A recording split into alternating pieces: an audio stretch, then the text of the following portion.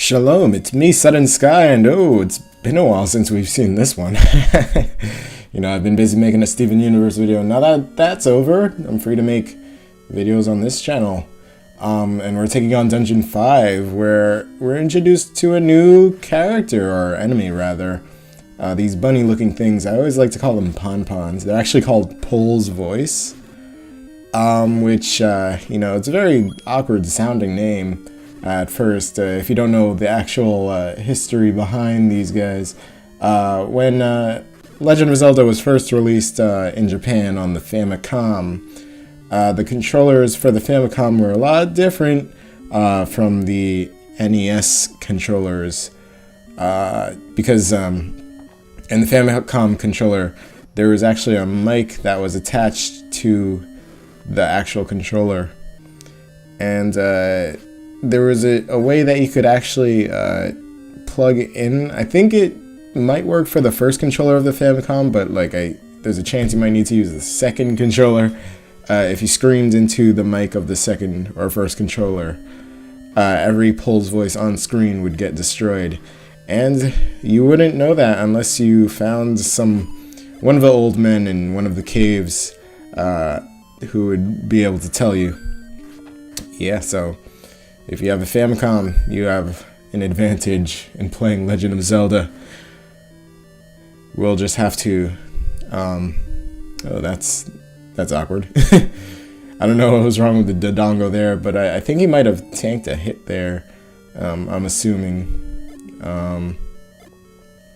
Nah, it actually, no. I'm assuming the explosion just dazes the Dodongo for some reason, but there's a chance that the game could have just been glitching out, but I'm gonna go with the former there. And we are in I think this is the lizard dungeon, actually, because it sort of looks like a lizard. Maybe the head of a lizard having a side profile shot being done of it. Yeah, I don't know. I tried. But if you remember in the last part, we actually grabbed the magic sword.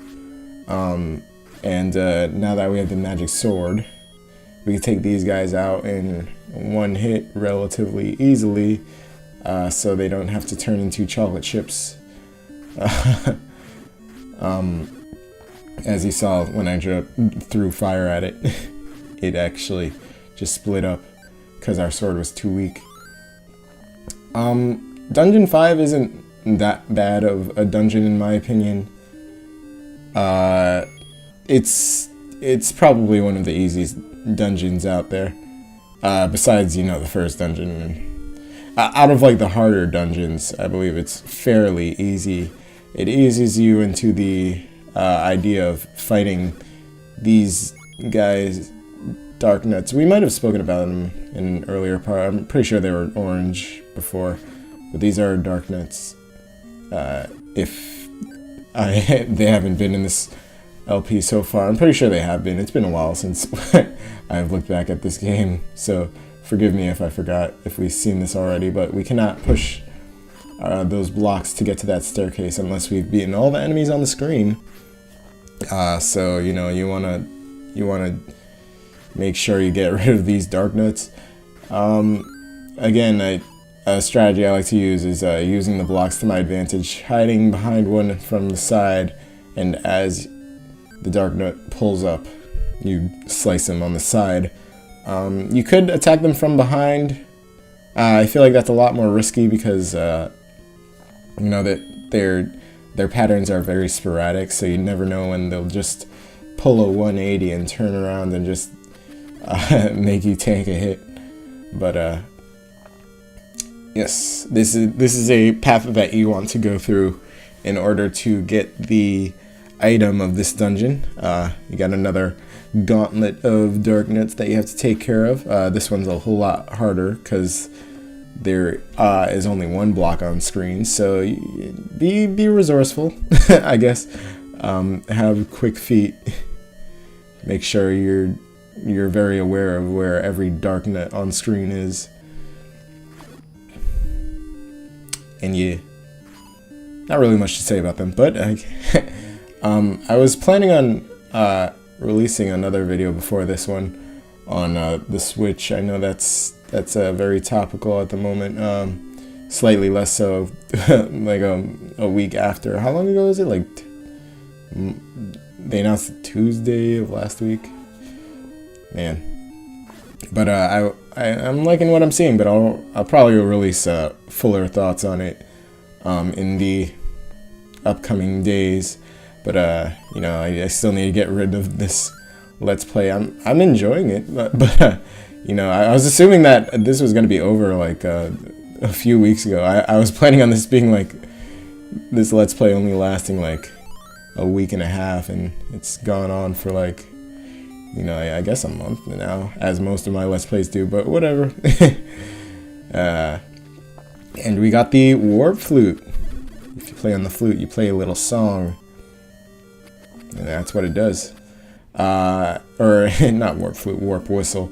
If you guys have played Super Mario Bros. 3, you might catch a little reference to that, because there's actually a warp whistle that you use in Mario Bros. 3, in where you play it in a certain part of the hub world, and then a tornado takes you to a later part of the game, which is you know, very, very interesting. The game doesn't really tell you much, as most games in the NES era of games did not tell you.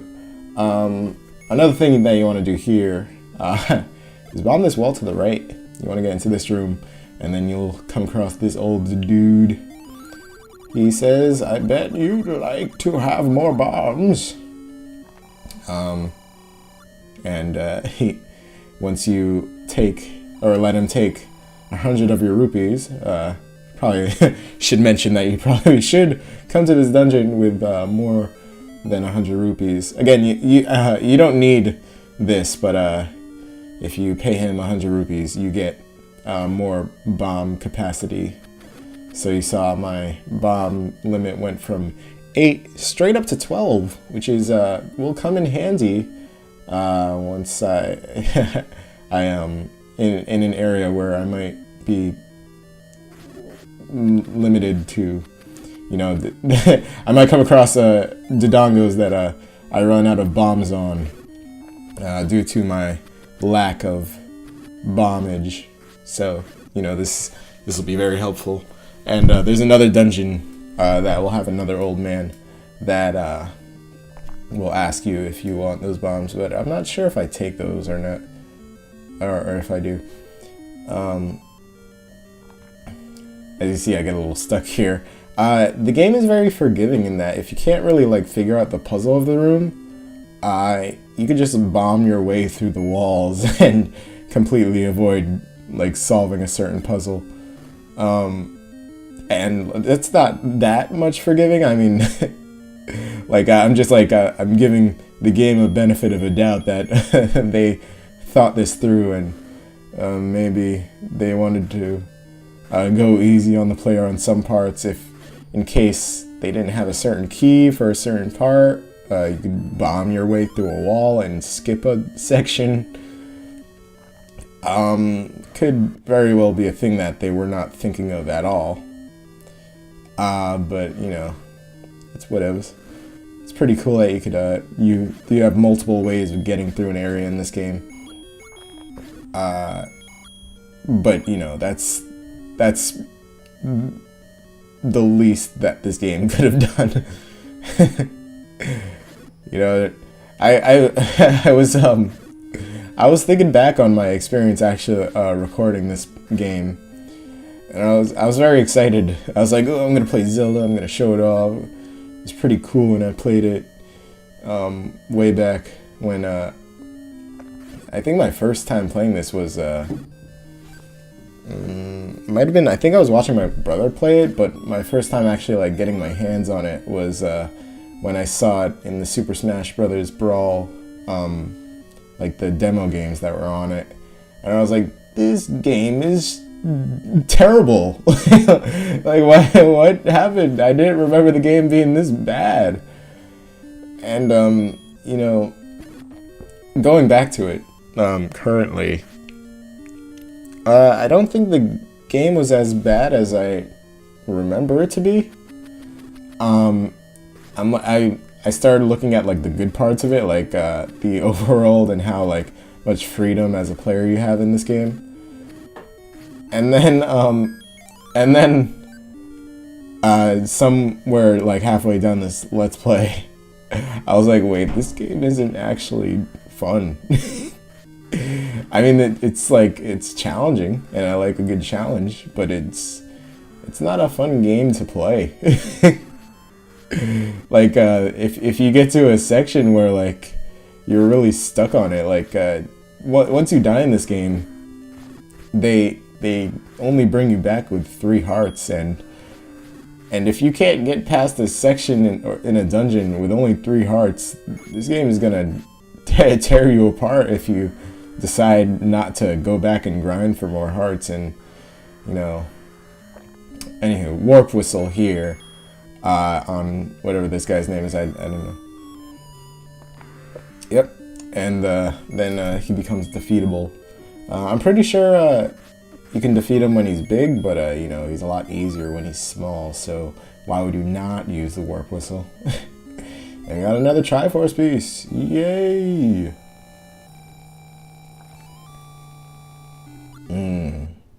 The sound of that heart filling up. Isn't it amazing? Okay, I'm just gonna jump cut to this section where I forgot something in Dungeon 1. Something pretty important to Link's arsenal. You could say it's probably like one of the most defining features of Link, besides his sword and boomerang, and I guess bombs is a staple, but and shield. You know what? Never mind. Forget what I said. But yeah, it's pretty important that you have this to beat the game actually, and get past the dungeon 6, which is the next upcoming dungeon. And look at how powerful we are. Just going back to the earlier levels and just like tearing through these weak monsters, it gives you perspective on how powerful we are so far. You know, just taking out these enemies in one hit. Which is why I sort of feel like this game has like weird like difficulty curves. Like if you decide to like build up your item holding package with a bunch of items at the beginning, it becomes easy, and then like since the game has to like actually like, you know, adjust itself to like how stronger you're getting, like it ramps itself up in difficulty the more dungeons you go through, and then you get more items, and then it's sort of like, it's a weird like difficulty thing. It gets harder and then easier and then harder. But how could I forget the bow in this dungeon? I don't know, it's completely slipped my mind. And I'm also now going to edit to a part where we obtain another important part of our weapon arsenal. Yeah, it's the arrows. You got a bow, you need to get some arrows. And you also might have noticed that I've also got that magic shield that the guy was also selling. It blocks magic projectiles. That's pretty much all it does.